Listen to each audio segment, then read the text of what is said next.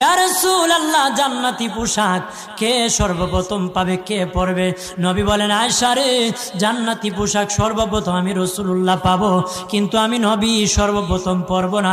সর্বপ্রথম ইব্রাহিম খলিলুল্লাহকে জান্নাতি পোশাক পরানো হবে। কেন জানুনি?